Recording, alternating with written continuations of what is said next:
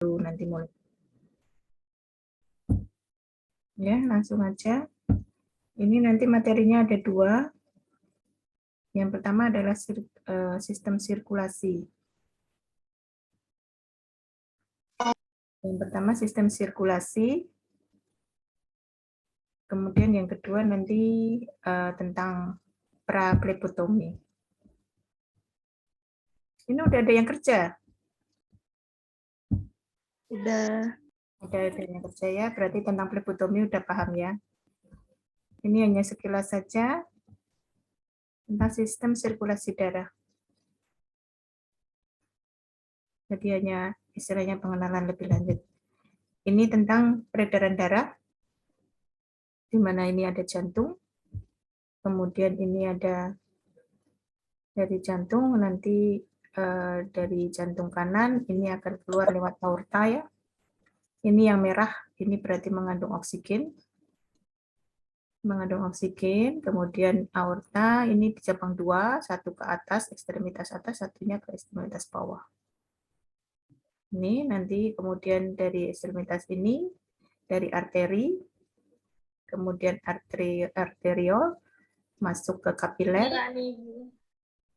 ya, kapiler kemudian masuk ke menjadi vena, di mana vena ini nanti membawa CO2. CO2 ini nanti masuk ke jantung kanan, ya, serambi kanan, kemudian masuk ke bilik kanan, dari bilik kanan ini CO2 kemudian keluar melalui arteri pulmonalis, masuk ke pulmo atau paru-paru. Ya, arteri pulmonalis di sini dia mengandung CO2, kemudian dikeluarkan lewat nafas kita dan mengambil O2 yang dibawa keluar dari paru melalui vena pulmonalis masuk ke jantung. Ya.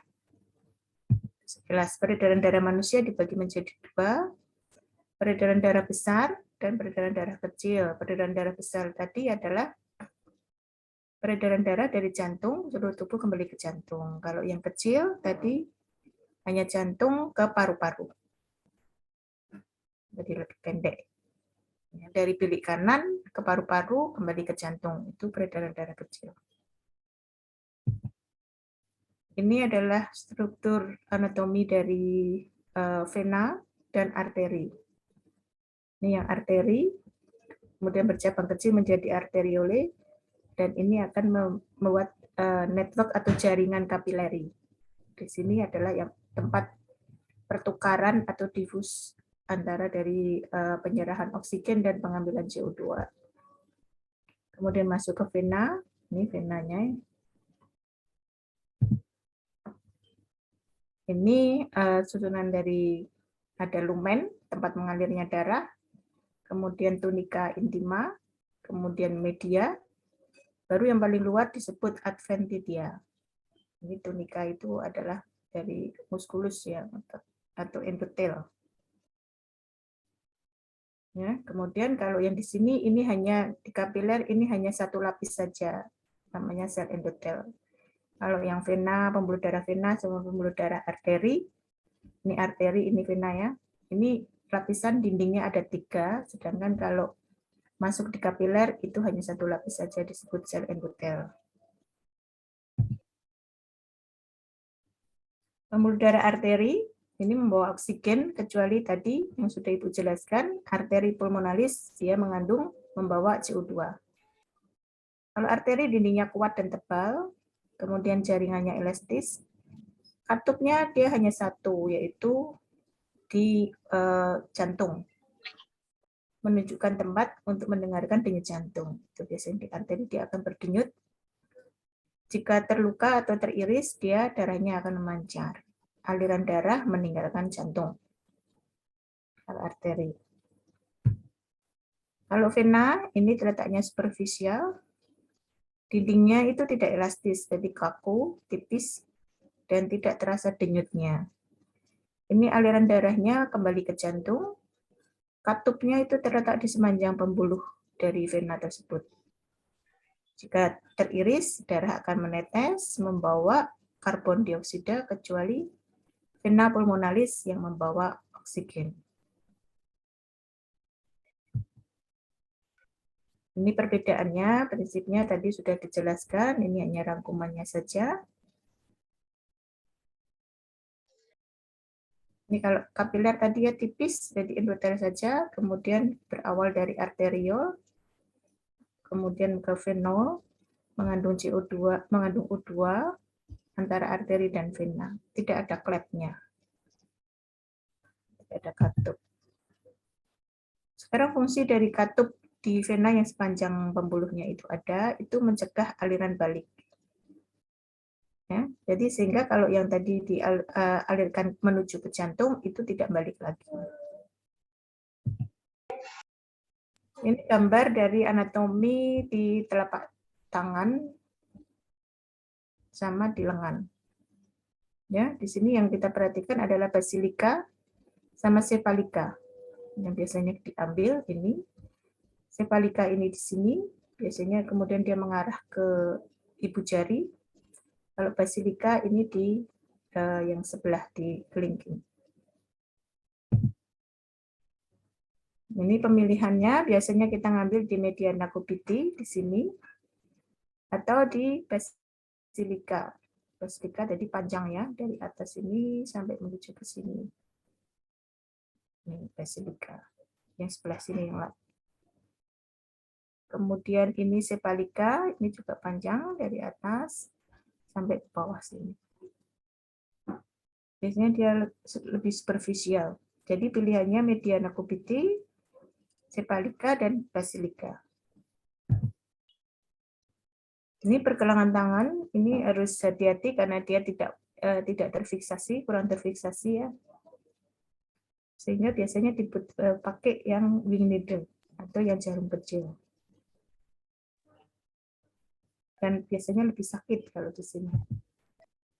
Ini untuk pengambilan darah arteri.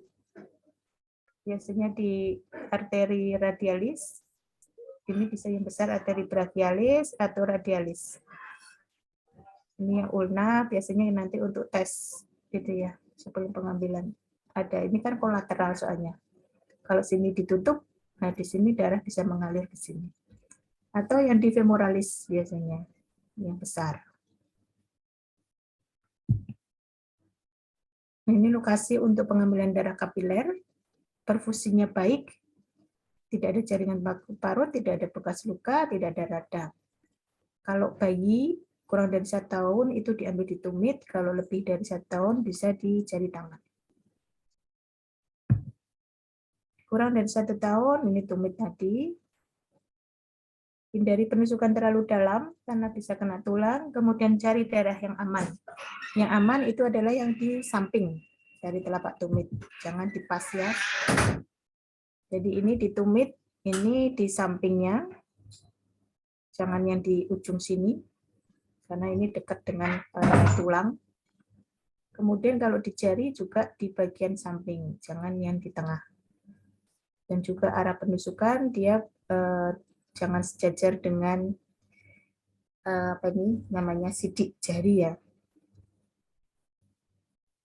Karena kalau sejajar nanti aliran keluar darahnya dia akan merembes, tidak netes.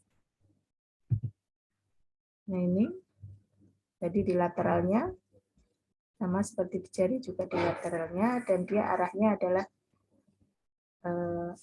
tegak lurus dengan arah sidik jari. Sudah selesai ini untuk sirkulasinya.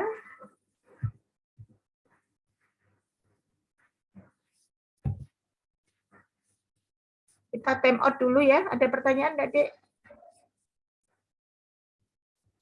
Aku mau tanya. Kalau misal nanti kalau praktek itu nanti dipraktekin sama ibunya dulu kan ya? Apa yang praktik itu, Bu?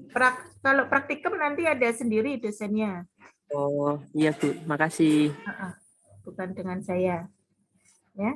Kalau nggak ada pertanyaan, kita time out dulu 20 menit ya untuk sholat maghrib. Nanti baru kumpul lagi. Ini jam berapa ini?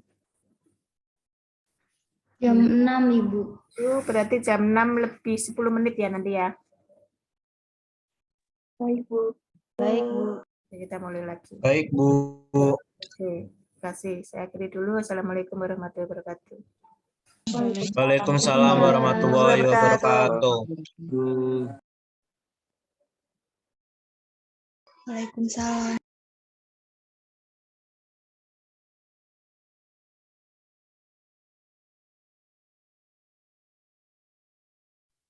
Jangan di-close ya Zoom-nya. Lanjut ya. Ini materi kedua tentang bentar, belum tak keluarin. Ini tentang praplebotomi. Praplebotomi itu adalah bagian dari pra-analitik.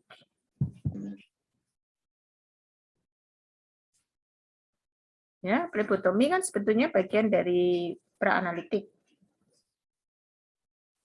Sehingga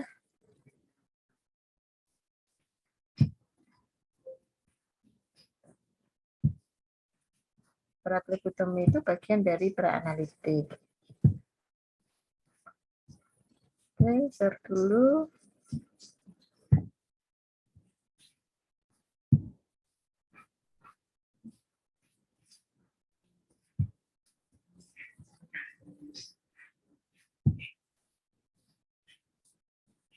Nah, oke, lanjut ya. Praplebotomi itu sebelum dilakukannya plebotomi. Sedangkan praplebotomi itu sendiri adalah bagian dari pra-analitik. Pra-analitik adalah bagian saat tes mulai diorder atau diminta oleh dokter atau klinisi sampai spesimennya siap untuk dianalisis. Sehingga plebotomi adalah bagian dari pra-analitik. Kalau praplebotomi sendiri adalah bagian saat mulainya tes diorder atau diperintah oleh klinik dokter klinisi sampai proses dilakukannya plebotomi. Sama seperti pra-analitik yang menyumbang kesalahan terbesar dalam laboratorium, plebotomi ini juga menyumbang yang terbesar dalam plebotominya. Sehingga kualitasnya perlu ditingkatkan. Sedangkan pra-analitik itu sendiri adalah permintaan tes, penampungan. Di sini sebelum penampungan ini dilakukannya plebotomi, kemudian penampungan, kemudian transport, kemudian diterima di lab, kemudian persiapan untuk pemeriksaan masing-masing jenis, kemudian pengiriman ke masing-masing bagian, misalnya bagian hematologi, gineklinik, imunserologi, mikrobiologi, atau yang lain-lain. Nah, ini memperhatikan dengan sama variabel pra-analitik ya, ini yang dimaksud pra-analitik terkait dengan pengumpulan darah. Sehingga pengumpulan darah itu prosesnya plebotomi tadi.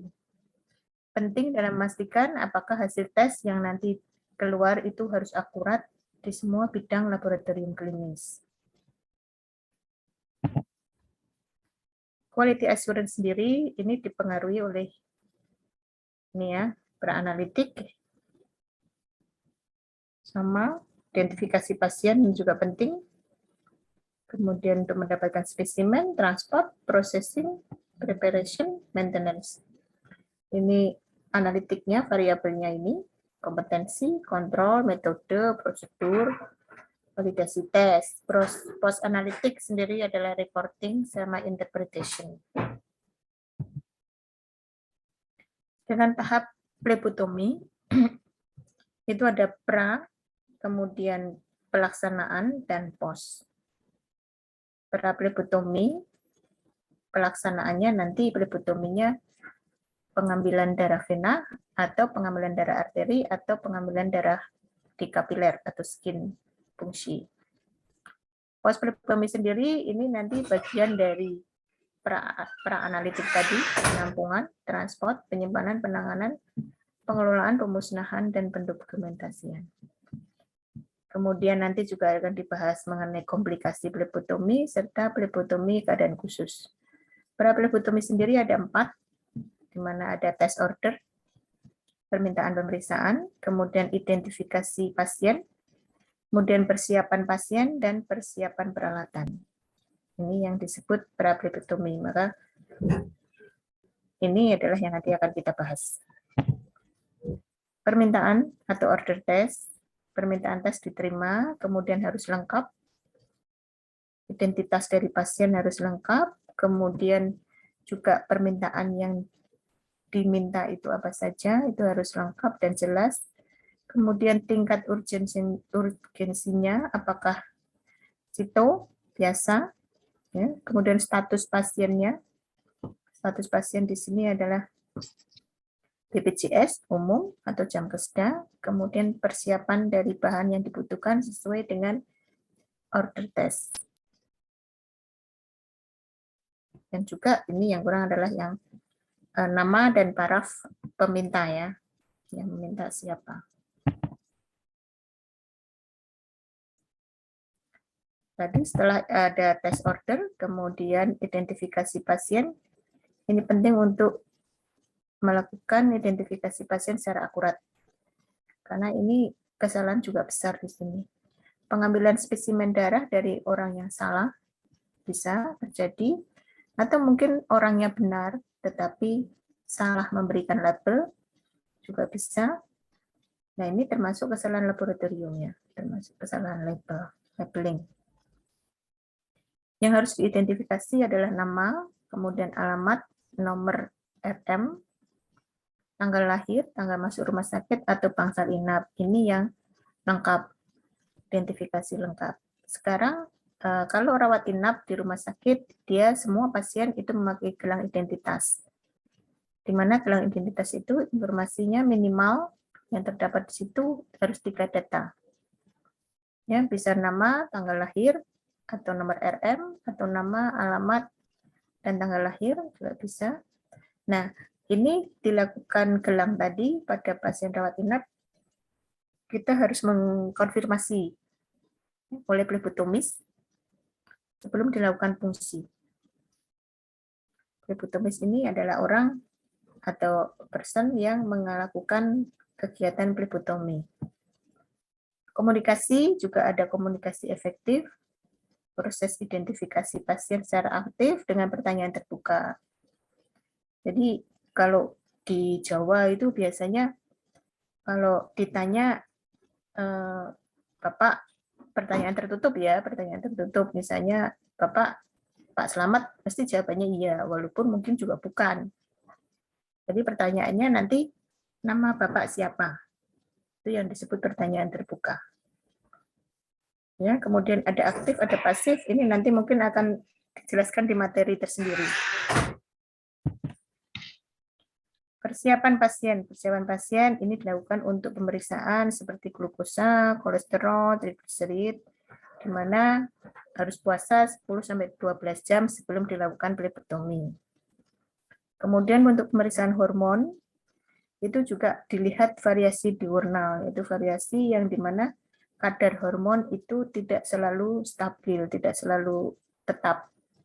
Jadi misalnya kalau kortisol itu kadarnya lebih tinggi di pagi hari. Dan lama-lama akan dipakai saat aktivitas sehingga kadarnya perlahan kalau sore dia akan lebih turun. Sehingga harus diperhatikan variasi diurnal tersebut. Jadi kalau pemeriksaan hormon sebaiknya dilakukan catatan jam pengambilan sampel. Untuk pemeriksaan glukosa itu juga diberi catatan apakah pasien minum obat diabetes atau makan jenis makanan tertentu. Kemudian terapi hormon, apakah dia mendapat terapi hormon tertentu ataukah mendapat terapi heparin, terutama untuk pemeriksaan koagulasi, itu juga diberi catatan tersendiri.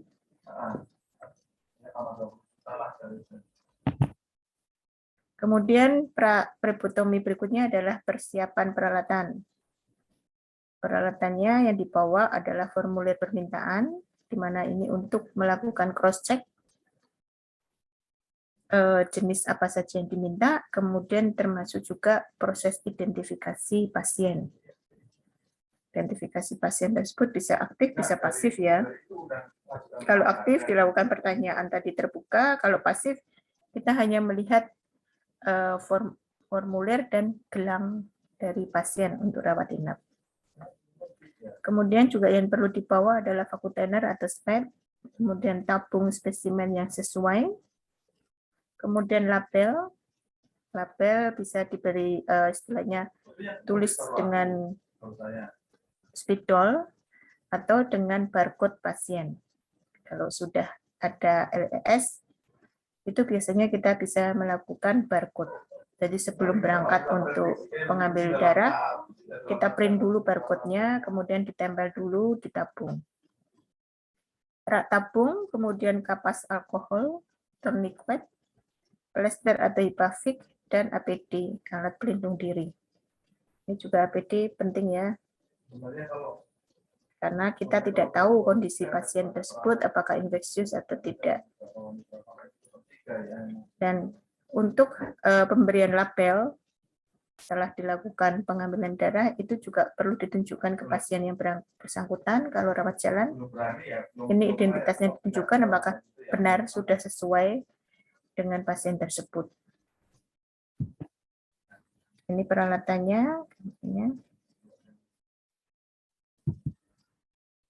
Ini juga peralatan tabung vakum dengan tutupnya, jadi dibuat sistematis ya, di mana istilahnya satu fungsi, satu tutup yang sama gitu, jangan berantakan.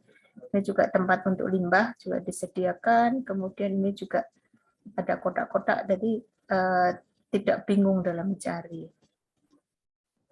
tergantung dari koagulannya. Ini SPED-nya, gambarnya.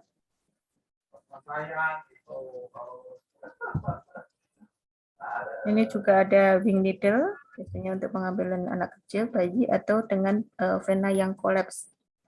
Vena yang kolaps bisa pakai needle. Fungsi vena dengan jarum sayap, needle atau jarum sayap. Baru setelah itu dihubungkan dengan sampel needle atau SPED. Ini untuk vakutener blood collection tube, yaitu menggunakan vakutener. Di sini ada vakutener, holder, dan needle. Di mana proses pengambilan darah menggunakan tabung vakum membutuhkan 3 komponen ya. Tube, sampel needle, dan holder. Prinsip kerja dari alat ini adalah dari secara kalau masuk di dalam pembuluh darah, dia otomatis darah akan masuk ke dalam tabung karena adanya tekanan negatif dari tabung. Tabungnya hampa udara sehingga otomatis darah akan masuk.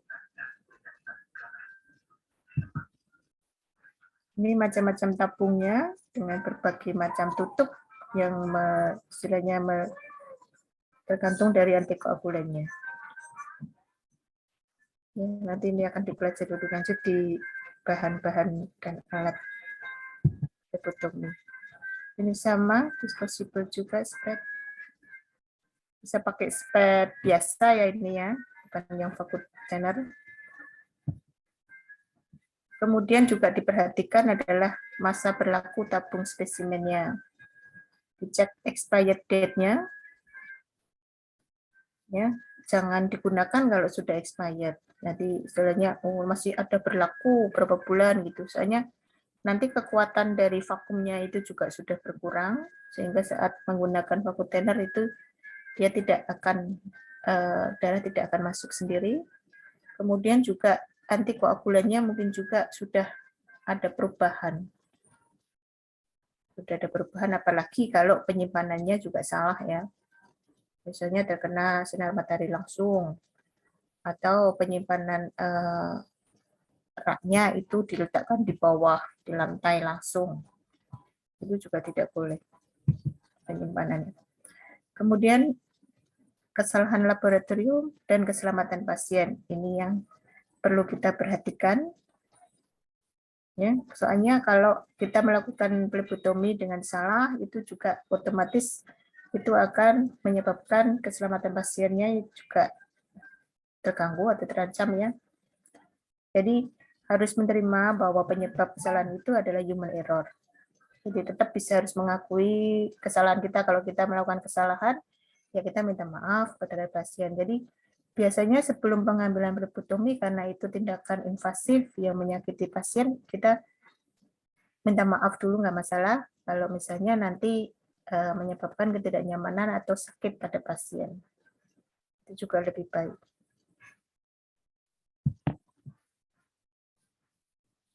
Ini sistem pelaporan kesalahan. Jadi setiap kita melakukan kesalahan, sekarang itu memang ada formulir untuk pelaporan. Namanya kesalahan itu adalah insiden.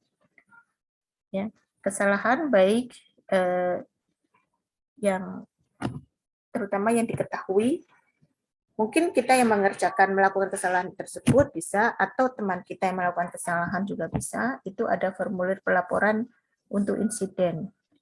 Ini pelaporannya nanti tidak mencari siapa yang salah, tidak ada blaming culture, tidak akan disalahkan, tetapi adalah yang kita munculkan adalah prosedur bagaimana biar kesalahan itu tidak terulang. Ya, jadi nanti untuk kepentingan pengembangan, perbaikan diri, untuk melacak kesalahan. Karena memang dalam bekerja itu tidak mungkin kita tidak melakukan kesalahan, pasti ada kesalahannya. Kemudian juga penting juga untuk pelatihan untuk berkelanjutan dalam phlebotomi juga, kemudian komunikasi juga penting, terutama dalam kalau misalnya bekerja di rumah sakit ya, itu biasanya laboratorium itu nanti sering bentroknya itu dengan IGD, dengan ICU, karena bagian-bagian itu adalah yang memang stresornya tinggi.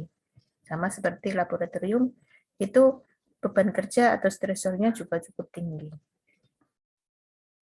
Sehingga perlu nanti kalau memang ada kesalahan, itu adalah desain ulang dari prosedur yang salah. Ya, misalnya cara melakukan identifikasi pasien, oh selama ini ternyata salah, sehingga sering keliru kalau dalam mengambil darah pasien, terutama yang dirawat inap, itu kan mereka tempat tidur atau kamarnya kan banyak.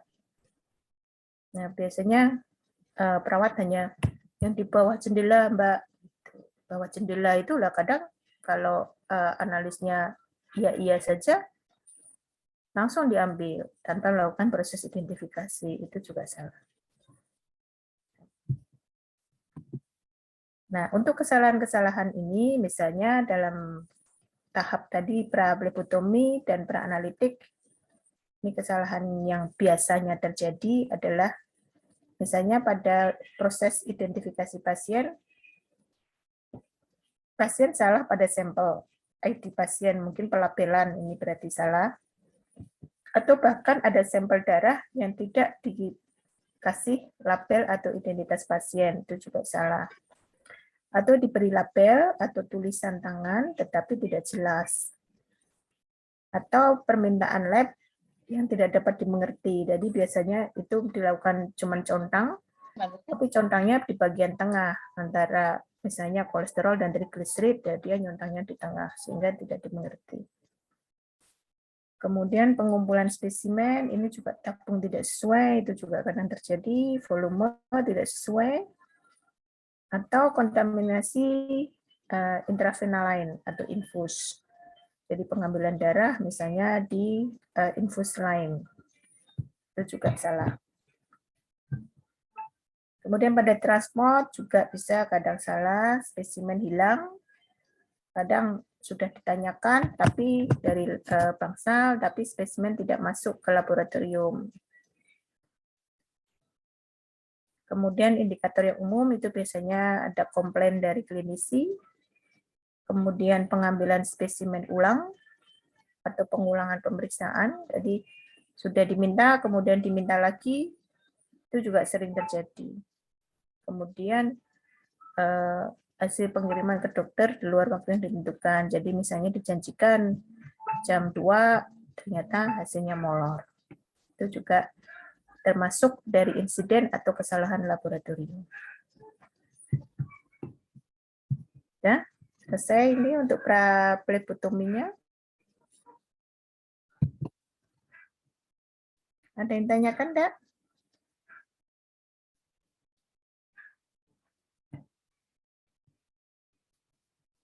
Udah paham, Dek? Paham, Ibu. Ya.